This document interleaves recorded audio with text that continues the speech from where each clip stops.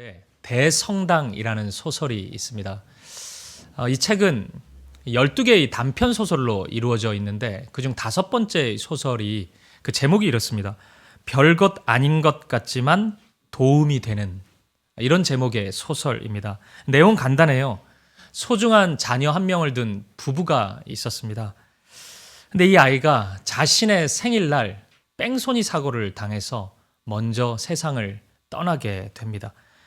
가장 즐거워해야 할 날이 가장 슬프고 힘든 날이 되어버린 거죠.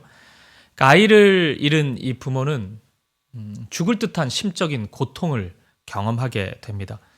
그 어느 누가 이런 고통 앞에 서 있는 분들에게 감히 위로의 말을 전할 수 있겠어요? 쉽지 않을 겁니다.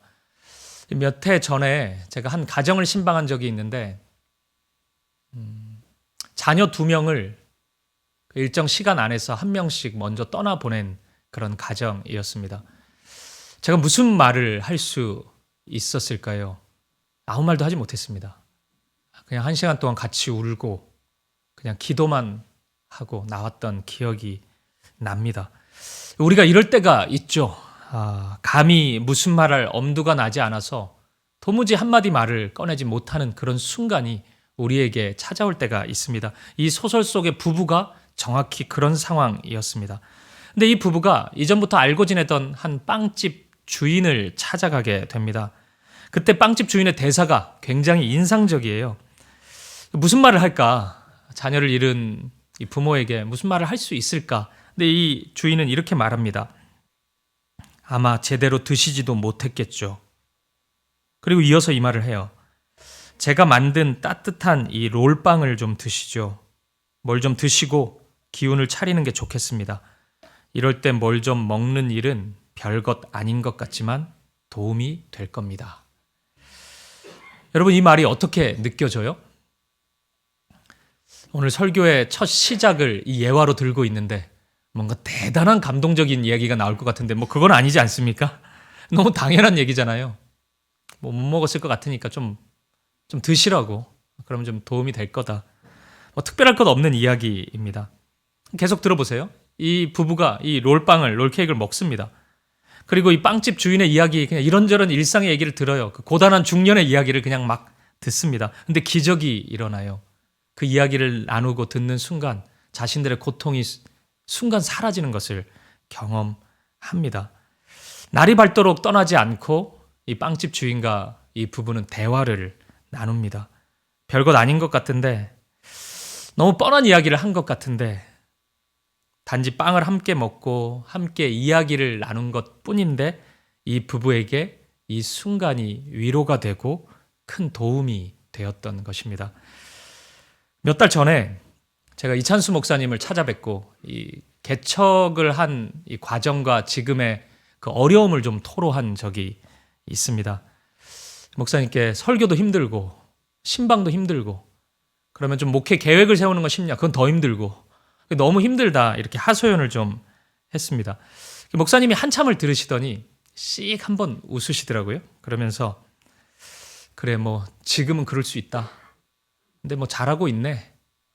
뭐 이 한마디 하시더라고요. 그러니까 끄덕끄덕 하시면서 조급하게 생각하지 말고 그렇게 하면 된다. 지금은 그 힘든 게 이상한 게 아니다. 뭐 이런 말씀을 짧게 하시는 겁니다. 그 말을 듣는 순간 굉장히 섭섭하더라고요. 이분이 많이 바쁘신가? 그냥 나 돌려보내려고 그러시나? 이 뻔한 얘기 뭐 이렇게 하시나? 아니면은 이제 교회 떠났다고 그냥 좀 거리두기를 하시나? 뭐 이런 생각 좀 들었습니다. 그래서 제가 간절한 눈빛으로 목사님 그래도 원포인트라도 한 말씀 좀 해주시죠. 그렇게 질문을 드렸습니다. 그러니까 뭐라고 하시냐면 딱 한마디 하시더라고요.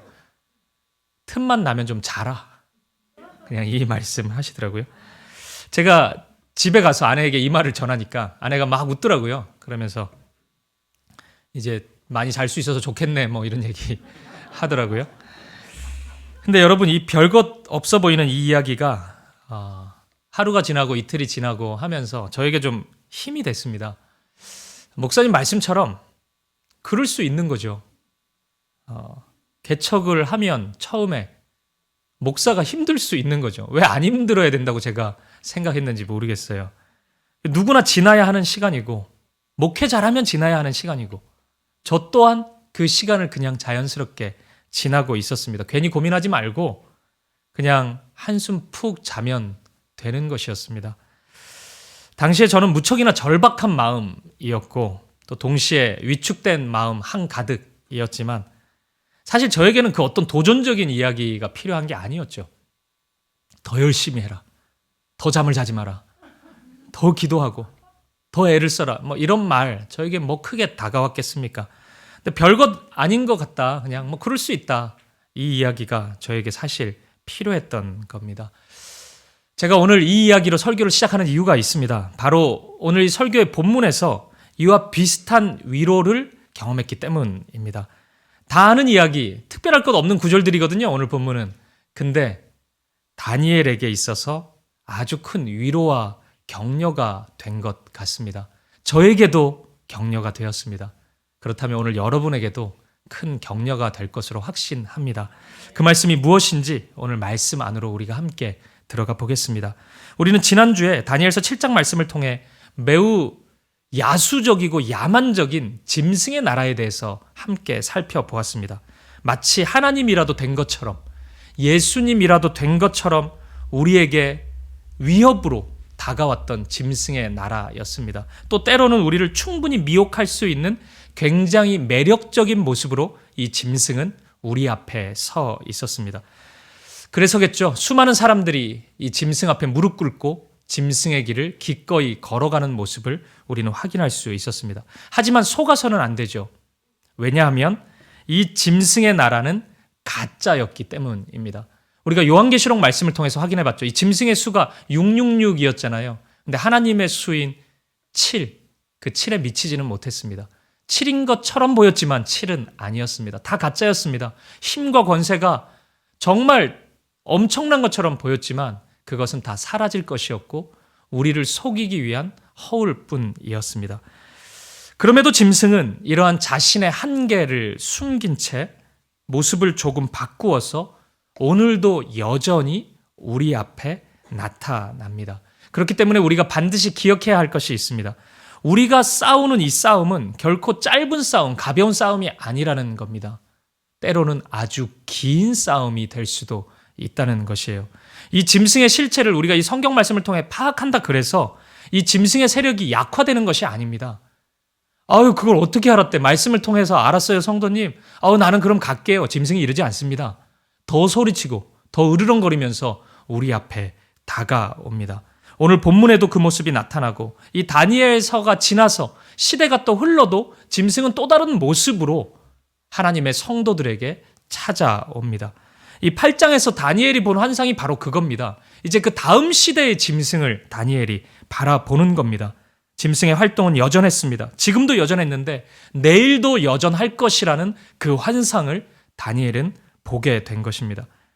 8장의 환상에서 다니엘이 가장 먼저 본 것은 두 뿔을 가진 순양입니다. 이 순양은 그 힘과 이 광포함이 얼마나 대단했던지 사방을 향해서 막 들이받아요. 얼마나 무서워요. 그냥 막 들이받는 겁니다. 이 8장 4절을 보니까 그것을 당할 짐승이 하나도 없었다. 이렇게 이야기합니다. 그 힘이, 그 능력이 얼마나 기세등등했는지 당할 자가 없습니다. 그런데 또 허무해요. 왠지 아세요? 이토록 강력한 이 순양의 시대도 또 어느 순간 다 지나가 버리기 때문입니다. 갑자기 순염소가 튀어나와서 이 순양을 한 방에 쳐내버립니다. 그 기세등등했던 순양이 한 방에 사라져 버리는 겁니다. 7장에서 우리가 보았던 그 짐승이 또 다른 모습으로 시대에 맞게 또 나타난 겁니다. 어느 시대에는 순양이 됐다가 어느 시대에는 순염소가 됐다가 그렇게 나타나는 겁니다. 이 8장 쭉 읽어보면 20절, 21절에 보면은 이 순양이 메대와 페르시아이고 이 순염소는 그리스, 로마 뭐 이런 나라들인 것을 해설을 해 줍니다. 바벨론이라는 짐승의 나라를 살고 있고 그 나라 지나가지만 또 메대와 페르시아라는 순양의 짐승의 나라가 다가오는 겁니다. 그 시대 지나면요. 이제 짐승의 나라 다 끝난 겁니까? 그렇지 않습니다. 그리스라는 순염소의 그 짐승의 나라가 또 시작된다는 것입니다. 다니엘은 이 환상을 보는 그 순간 페르시아 시대를 아직 경험해보지 못하는 순간이지만 그는 또다시 짐승의 나라를 경험할 겁니다. 다니엘서를 처음 읽은 성도들도 다니엘이 경험해보지 못했던 또 다른 짐승의 나라를 경험합니다. 시리아의 안티오코스 에피파네스, 이 악인 중의 악인, 이 왕이 통치하는 짐승의 나라를 또 경험합니다. 1세기 당시 초대교회 성도들은 또 이들이 경험해보지 못했던 로마라는 이 로마의 황제 도미티아누스, 네로 황제, 이들이 통치하는 짐승의 나라를 또 경험합니다. 그리고 시간은 흘러서 오늘 이 시대에도 우리만 경험하는 짐승의 나라를 우리 또한 또 경험하게 되는 것입니다. 이렇게 보면 이 짐승의 나라는 언제나 어디서나 누구에게라도 찾아오는 것입니다. 누구는 재수가 없어서 짐승을 만나게 되고, 누구는 운이 좋아가지고 그 나라 한 번도 경험해보지 않고 순탄하게 이 땅의 삶을 살아간다? 그런 건 없는 겁니다. 어느 시대 사람이라도 어떤 직업과 어떤 상황과 환경 속에 처한다 할지라도 모든 이들에게, 특히나 믿음의 삶을 살아가고 있는 모든 이들에게 그 짐승은 한결같이 찾아온다는 것입니다. 근데 오늘 본문인 8장 4절을 보니까 이 짐승의 나라와 관련해서 조금 독특한 표현 하나가 나옵니다. 우리 4절 말씀, 8장 4절 말씀을 같이 한번 읽어보겠습니다. 시작. 내가 본즉 그 순양이 서쪽과 북쪽과 남쪽을 향하여 받으나 그것을 당할 짐승이 하나도 없고 그 손에서 구할 자가 없으므로 그것이 원하는 대로 행하고 강하여졌더라. 그것이 원하는 대로 행하고 강하여졌더라. 이것이 짐승의 나라에서 통용되고 있는, 작동하고 있는 강력한 동기입니다. 원하는 대로 하고 싶은 강한 열망. 이것이 짐승의 나라에 흐르고 있는 정신입니다. 이걸 다른 말로 한다면 어떤 성공에 대한 간절한 열망? 이렇게 바꾸어 볼 수도 있을 것 같습니다. 이 다니엘서에서 짐승과 짐승의 나라와 관련해서 나타나는 반복되는 표현이 있는데, 이 8장 4절에 있는 원하는 대로, 그리고 자기 마음대로, 이런 표현이 다니엘서에 자주 반복됩니다. 원하는 대로 다 가지고 싶고, 원하는 대로 다 하고 싶고, 그 열망으로 애쓰고 몸부림치고 있는 모습이 바로 짐승의 나라의 백성들이 살아가는 방식, 그들이 힘을 내는 동기였던 것입니다. 그런데 여러분, 가만히 보면은 이 나라의 동기 자체가 썩 그렇게 나쁘다고만 볼 수는 없지 않습니까? 4절 말씀을 보면 원하는 대로 행하고 강하여졌더라. 이게 이제 짐승의 정신을 가리킨다고 하니까 우리가 좀 부정적으로 거리두고 해서 읽은 거지, 원하는 대로 행하고 강하여졌더라. 괜찮은 표현 아닙니까? 세상에서 살아갈 때. 그냥 학생이 책상에 요거 붙여놓으면 어때요? 원하는 대로 행하고 강하여졌더라. 괜찮잖아. 애가 열심히 하려나 보다. 이렇게 생각할 수 있는 거잖아요. 근데 여러분, 이게 왜 문제인지는 그 반대의 나라인 우리가 속해 있는 하나님 나라의 동기를 확인하고 나면 이것이 왜 문제인지가 드러납니다. 그러면 여러분, 하나님 나라의 백성들은 어떤 동기로 살아갈까요? 하나님 나라의 백성들은 무엇으로 살아가고 무엇으로 힘을 내면서 앞으로 전진할 수 있을까요? 왠지 짐승의 나라와 반대에 있으니까, 짐승의 나라가 어떤 그런 욕심, 무엇을 얻고자 하는 열망이니까 욕심이 없는 상태가 하나님 나라 백성들이 추구해야 되는 그런 마음과 정신일까요? 요한계시록을 보면 이 짐승의 나라를 가리켜서 역사 속 한 나라로 설명을 합니다. 그 나라가 바로 바벨론입니다. 바벨론은 이 다니엘서의 언어잖아요. 그러니까 다니엘서와 요한계시록이 이처럼 묘하게 연결되어 있는 겁니다. 역사 속 수많은 악인의 나라들이 있었을 텐데 요한계시록은 유독 그것을 바벨론이라고 얘기를 해요. 그러니까 그게 짐승의 나라입니다. 그 나라가 막 무너지고 화려해 보였다가 무너지고 막 그러거든요. 근데 그 짐승의 나라를 요한계시록이 수식하는 표현 하나가 있어요. 바벨론 앞에 붙는 표현입니다. 그게 뭔지 압니까? 큰 성입니다. 큰 성 바벨론. 이게 요한계시록이 설명하는 짐승의 나라입니다. 큰 성 바벨로나, 무너졌도다 무너졌도다 이렇게 표현합니다. 이게 짐승의 나라입니다. 그리고 이 짐승의 나라와 반대되는 하나님 나라를 가리켜서 또 역사 속 한 도시로 설명을 합니다. 그 나라, 그 도시는 예루살렘입니다. 바벨론의 반대편에 예루살렘에 있는 겁니다. 하나님의 백성들이 살았던 그 땅, 예루살렘. 바벨론이 큰 성이라는 수식어 붙였던 것처럼 예루살렘도 하나 설명하는 수식어가 있습니다. 앞에 붙어요. 뭐가 붙을까요? 큰 성의 반대니까 작은 성 같잖아요. 근데 작은 성이라고 안 해요. 요한계시록은. 뭐라고 할까요? 거룩한 성. 거룩한 성 예루살렘. 이렇게 얘기합니다. 큰 성 바벨론 그리고 거룩한 성 예루살렘입니다. 따라서 하나님 나라의 동기는 작은 것, 욕심 없음. 물론 그런 열매들도 나타날 수는 있지만 그것 자체이지는 않습니다. 하나님 나라의 동기는 하나님입니다. 하나님의 사랑입니다. 하나님을 사랑하기에 하나님의 백성들은 꿈을 꾸고 힘을 냅니다. 그 사랑 때문에 열심을 내고 세상과 구별되고 최선을 다해 살아가는 나라가 바로 하나님의 나라입니다. 하나님의 사랑이 나를 그토록 신실한 사람으로 만들어주는 것입니다. 열심히는 다 살아요. 어느 나라 백성이든. 근데 그 동기가 전혀 다른 것입니다. 따라서 오늘 본문에 드러나는 짐승의 나라의 문제는 하나님이 없는 것입니다.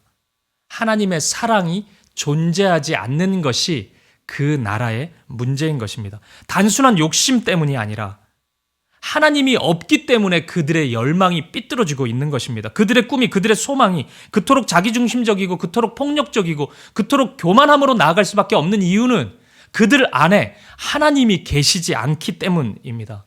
이런 차원에서 우리가 기억해야 될 것이 있어요. 좀 더 편하게 살고 좀 더 많이 가지고 싶은 욕망, 그거 뭐 우리가 매우 아름답고 좋은 것이라고 얘기할 수는 없죠. 하지만 그것이 우리를 향한 아주 강력한 도전이 되지는 않는다는 거예요. 무엇이 도전인 줄 아십니까? 주님이 없는 것입니다. 주님이 없는 상태에서 내가 열망을 가지는 거예요. 주님의 사랑이 없는 것, 주님을 잊어버리는 것, 주님과 관계없이 살아가는 것, 그러면서도 최선을 다해 사는 것, 그것이 우리에게 강력한 도전이고 우리의 위기일 수도 있는 것입니다. 여러분 기억하십시오. 우리의 꿈이 욕심이 별로 없는 착한 사람이 되는 것이 아닙니다. 그리스도인들의 모습이 그런 모습으로만 그리지 마세요. 하나의 열매일 수 있지만 그것이 우리의 본질이 아닙니다. 다른 사람들 다 열심히 하는데 나는 욕심 없어, 관심 없어. 난 TV도 안 보고 아무것도 안 보고 그냥 가만히 살고 있어. 그런 모습이 그리스도인의 모습입니까? 우리가 추구해야 되는 가장 이상적인 모습입니까? 아닙니다. 나의 주인이 하나님이 되는 것. 열심히 살 수 있죠. 하나님 때문에, 나를 부르신 그분 때문에 그 사랑 안에 거하는 것. 그것이 우리의 삶의 이유가 되어야 되고 우리의 삶의 목표가 되어야 하는 것입니다. 사랑하는 여러분, 언제나 어디서나 우리의 주인 되신 하나님을 기억하십시오. 그리고 그 사랑 안에 거하십시오. 그 사랑의 힘으로 삶을 살아갈 수 있는 저와 여러분 되시기를 간절히 축복합니다. 어쨌든 이토록 끝없이 반복해서 그 다양한 모습으로 나타나는 이 짐승의 공격은 사람의 마음을 무척이나 지치게 만들고 아프게 합니다. 특히나 다니엘은 이 현재의 공격을 넘어서 이 내일의 공격까지 지금 확인하고 있지 않습니까? 그러니까 그 마음이 얼마나 무겁겠어요. 현재의 그 공격도 너무 힘든데 내일의 공격까지 보고 있으니 다니엘은 번민할 수밖에 없었을 겁니다. 다니엘의 마음은 한순간에 요동칩니다. 이 7장과 8장을 지나고 있는 다니엘의 마음이 그랬던 거예요. 그래서 7장 마지막 절과 8장 마지막 절이 다니엘의 마음을 표현해주고 있습니다. 먼저 7장 마지막 절인 28절 말씀을 우리 함께 보도록 하겠습니다. 시작. 그 말이 이에 그친지라 나 다니엘은 중심에 번민하였으며 내 얼굴빛이 변하였으나 내가 이 일을 마음에 간직하였느니라. 다니엘은 중심에 번민하였습니다.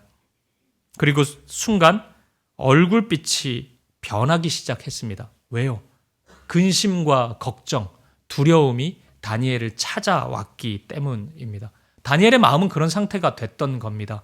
그리고 8장 마지막 절인 27절 말씀을 보면 이에나 다니엘이 지쳐서 여러 날 앓다가 일어나서 왕의 일을 보았느니라. 내가 그 환상으로 말미암아 놀랐고 그 뜻을 깨닫는 사람도 없었느니라. 다니엘은 지쳤습니다. 그리고 여러 날 앓은 채 지낼 수밖에 없었습니다. 이게 다니엘의 마음입니다. 너무 공감되죠? 이럴 수밖에 없잖아요, 지금. 계속 공격 앞에 선다는데 어떡합니까? 이런 다니엘에게 하나님은 뭐라고 말씀하실까요? 도대체 어떤 말씀이 다니엘에게 위로가 될 수 있을까요? 어떤 말씀을 다니엘이 들었길래 이 번민과 이 지쳐있는 마음, 이 상황 속에서 일어서서 하루하루를 또 살아갈 수 있도록 만들어 주었을까요? 이런 마음을 추스릴 수 있었던 힘은 약간은 뜻밖의 말씀입니다. 7장 25절 말씀 우리 함께 보도록 하겠습니다. 시작. 그가 장차 지극히 높으신 이를 또 지극히 높으신 이의 성도를 괴롭게 할 것이며 그가 또 때와 법을 고치고자 할 것이며 성도들은 그의 손에 붙임 바 되어 한 때와 두 때와 반 때를 지내리라. 아멘. 짐승의 세력이 일정 기간 성도를 괴롭게 할 것이라는 말씀입니다. 다시 말해서 하나님이 다니엘에게 주신 말씀은 그럴 수 있다는 게 아닙니다. 아이고 네가 그런 일을 만나면 안 되는데 어떻게 그렇게 힘들어하니? 내가 그 힘든 일 바로 없애줄게. 그게 아니고 예수 그리스도를 따르는 그리스도인이라면은 그런 시간이 필요할 수 있다. 인내의 시간 필요할 수 있다. 충분히 그런 시간을 만날 수 있다. 이상한 일 만난 것처럼 여기지 말고 그 시간을 걸어가라. 뚜벅뚜벅 믿음을 가지고 앞으로 걸어가라. 이런 말씀을 하고 있는 것입니다. 바로 이 말씀을 다니엘에게 하나님께서 허락해 주시는 거예요. 시기가 있다는 거예요. 인내의 시간. 오늘 이 말씀을 보면 한 때, 두 때, 반 때입니다. 1, 2, 0.5 그러니까 3년 반입니다. 3년 6개월의 시간을 버텨야 되는 시간이 필요하다는 겁니다. 요한계시록에서는 이 시간을 가리켜서 광야의 시간으로 묘사합니다. 요한계시록 12장 6절 말씀을 한번 보세요. 그 여자가 광야로 도망하매 거기서 1260일 동안 그를 양육하기 위하여 하나님께서 예비하신 곳이 있더라. 이 말씀에서 여자는 이 구약의 이스라엘, 신약의 교회, 하나님의 백성을 가리킵니다. 이 요한계시록은 다 환상이기 때문에 그냥 그림 언어죠. 그림이 막 나타나는 겁니다. 그러니까 이 여자가 아이를 낳게 되는데 그가 예수 그리스도고 뭐 이런 이미지를 계속 보여줍니다. 근데 이 여인이 광야로 가게 된다는 거예요. 그러니까 하나님의 백성이 광야로 가게 되는 시간이 있다는 거예요. 그 시간이 1260일입니다. 이거 달로 계산하면, 연으로 계산하면 어떻게 됩니까? 3년 6개월이죠. 3년 반입니다. 한 때와 두 때와 반 때의 시간입니다. 그 시간 광야에서 보내야 된다는 겁니다. 그리고 요한계시록 12장 14절은 그 광야의 시간이 바로 훈련과 양육의 시간이 될 것이라고 예언합니다. 12장 14절 보세요. 그 여자가 큰 독수리의 두 날개를 받아 광야 자기 곳으로 날아가 거기서 뱀의 낯을 피하여 한 때와 두 때와 반 때를 양육받으매. 여인이 광야로 가요. 뱀의 낯을 피합니다. 여기서 뱀은 사탄이죠. 사탄의 세력, 짐승의 세력일 겁니다. 인내의 시간, 양육의 시간을 가지게 된다는 거예요. 훈련의 시간을 가지게 된다는 거예요. 얼마 동안요? 한 때와 두 때와 반 때입니다. 3년 6개월, 3년 반의 시간을 그렇게 보내야 된다는 것입니다. 이게 상징적으로 보면 이 완전한 시간이 7년인 건데 그래서 7년째 안식년이 되고 그러니까 7년의 반이에요. 3년 6개월은. 다니엘서 9장까지 계속 읽어보면 9장 27절에 이 한 일에 이게 7년이거든요. 그 일의 절반의 기간 동안 하나님을 향한 제사, 예배가 중단될 것이라는 말씀이 나옵니다. 그러니까 절반, 3년 6개월 동안 그런 시간이 찾아올 수 있다는 것입니다. 그러니까 3년 반을 성도들이 그 시간을 만날 수 있다는 겁니다. 7년이 완전한 시간이라면. 그럼 나머지 3년 반은요? 예수님이 그 시간을 채우시는 겁니다.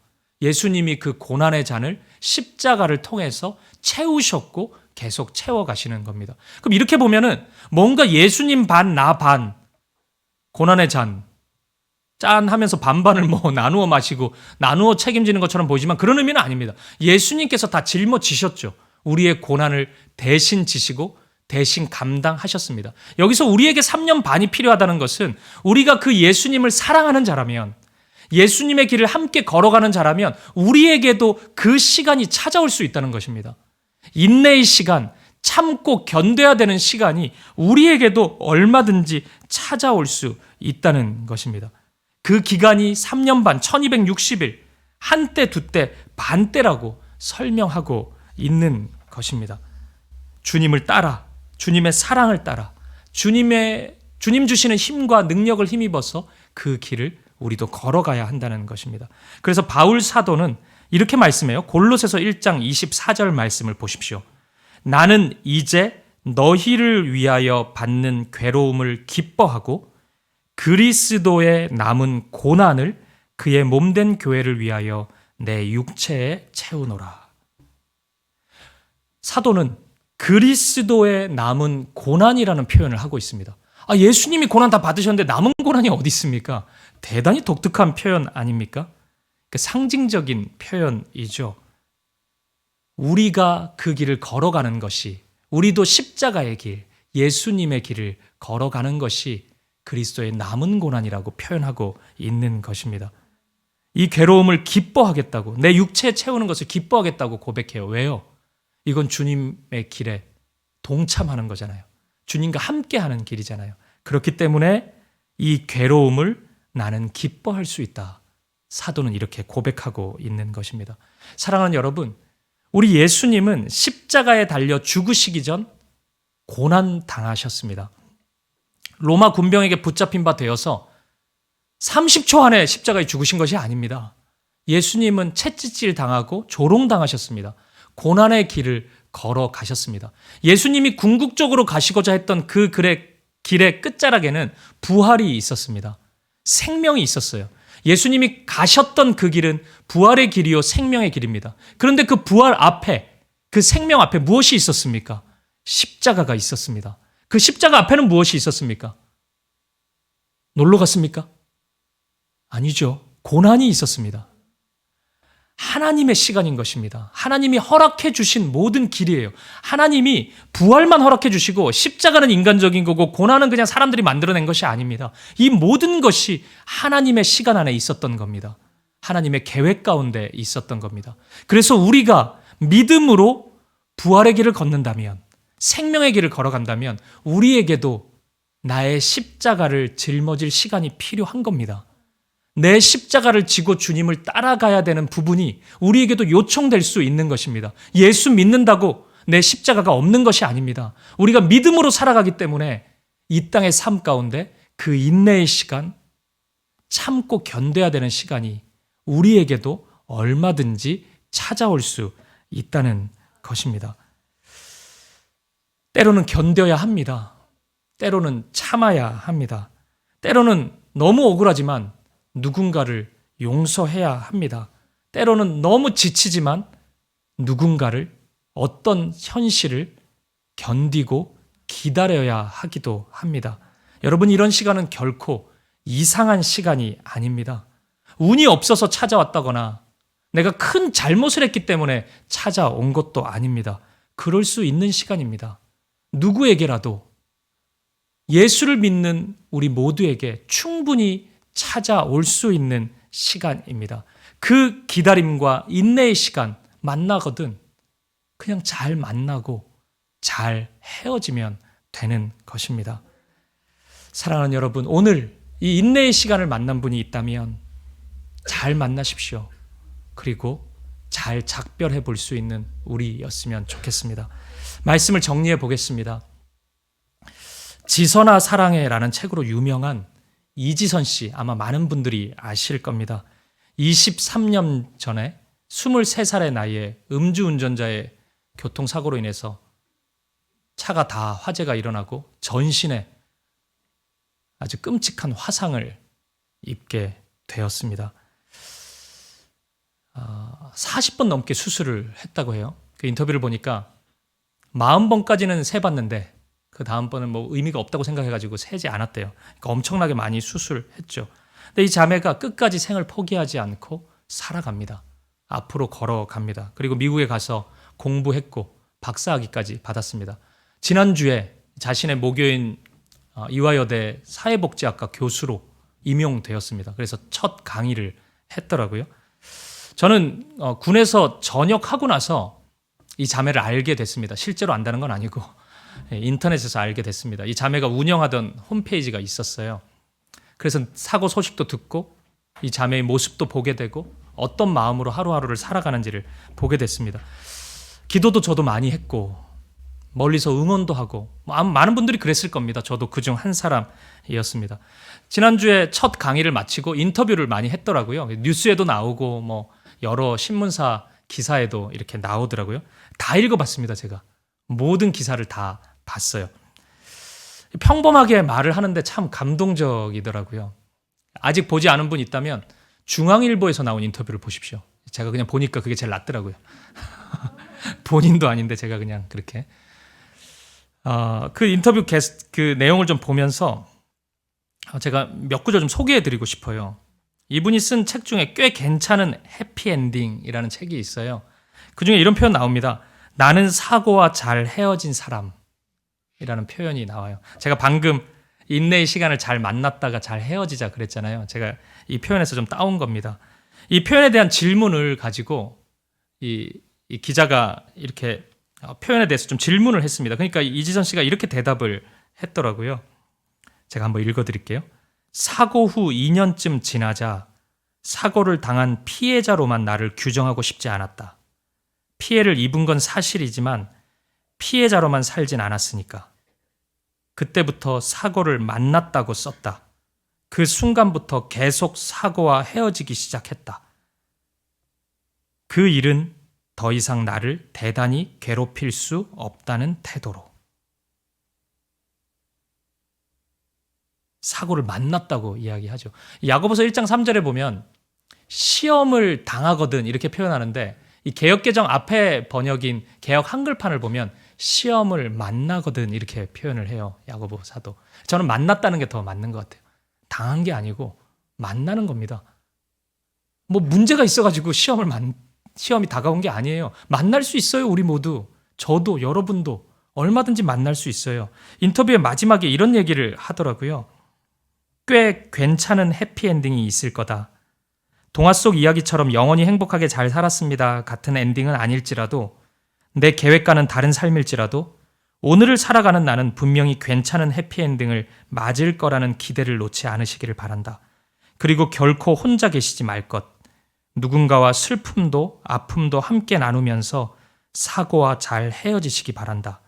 그게 될까 싶을 때면 저를 잠깐 떠올려 봐주시라. 이렇게 인터뷰가 끝나요. 이런 믿음의 사람이 있다는 것이 참 다행이죠. 제가 이 자매 23년간 간혹 소식을 계속 접했는데 되게 친한 것 같네요. 또 이렇게 얘기하니까. 뭐 SNS, 기사, 뭐 책 이런 걸 통해서 접했는데 이 자매 참 일상적인 얘기해요. 그냥 뭐 대단한 인생의 뭐 어마어마한 통찰을 성찰했던 결과를 얘기하거나 그러지 않습니다. 미국에서 공부한 시절도 SNS 글 많이 올리더라고요. 늘 뭐 힘들다 공부하는 게 포기하고 싶다 뭐 이런 거 올리더라고요. 그 글 보면서 제가 한 번도 만난 적이 없는 자매인데 잘 했으면 좋겠고 학위 과정을 꼭 마무리했으면 좋겠고 이런 마음이 들었어요. 별것 아닌데 일상의 얘기인데 저에게 많은 이들에게 힘과 용기를 주는 것을 경험했습니다. 사랑하는 여러분, 오늘 한 때와 두 때, 반 때의 시간, 인내의 시간을 보내고 있는 분들 있으십니까? 베드로 사도가 베드로전서 4장 12절에서 그런 시험을 두고 이상히 여기지 말라 이렇게 말씀하거든요. 저도 감히 말씀드리고 싶습니다. 이상히 여기지 마십시오. 만날 수 있습니다. 저에게도 찾아올 수 있고 여러분에게도 찾아올 수 있고 그 인내의 시간, 견디는 시간이 필요할 수 있습니다. 만나는 겁니다. 그리고 한 걸음씩 걸어가면서 잘 헤어지면 되는 겁니다. 이 설교 준비하면서 참 많은 생각 해봤습니다. 담임 목사가 되니까 번민이 많아져요. 왜 그런 겁니까, 주님? 이 질문이 참 많이 생겨요. 기도했는데 왜 안 됩니까? 이 성도님들 이 마음과 또 육신의 그 질병, 건강의 문제 들을 때마다 참 답답해요. 하나님 왜입니까? 왜 기도했는데 안 됩니까? 하나님 전능하신데 왜 고쳐주시지 않습니까? 이런 질문이 참 많이 생깁니다. 그리고 참 무력해져요. 작년에 우리 교회 수험생들 참 많았거든요. 고3 아이들. 재수를 많이 해요. 왜 재수합니까? 제가 마음이 많이 한동안 좀 힘들었습니다. 기도 많이 했거든요. 그리고 아이들이 열심히 한 것도 봤고 또 스트레스 받아서 막 살도 빠지고 또 반대로 또 찐 사람도 있고 뭐 이런저런 모습을 보면서 참 저도 잘했으면 좋겠고 아이들이 열심히 한 만큼 좀 보상을 받아봤으면 좋겠고 뭐 이런 생각 많이 들었습니다. 사실 뭐 제가 대학 갑니까? 그런데 그런 마음 많이 들었어요. 그리고 결과 소식을 조심스럽게 접하고 좀 속상한 마음 사실 많이 들었습니다. 왜입니까? 하나님이 좀 축복해 주시기를 바랬는데 뭐 이런 인간적인 생각 많이 들었습니다. 제가 수험생 때요. 굉장히 오래전이긴 하지만 제가 27개 답을 밀렸었단 말이에요. 그때도 하나님께 왜입니까? 질문 안 해봤습니다. 저는. 근데 우리 고3 아이들 결과 제가 들으면서 왜입니까를 이런 질문이 많이 나와요. 제가 이 설교 준비하면서 어제 이제 오후에 뭐 주로 토요일 오후는 두통이 많이 오긴 하는데 머리가 좀 아파가지고 이렇게 앉아 있으면서 제가 좀 생각을 정리해 봤습니다. 근데 그러면서 제가 이 말씀에 그 은혜가 좀 다가왔어요. 그럴 수 있겠다는 생각이 들었어요.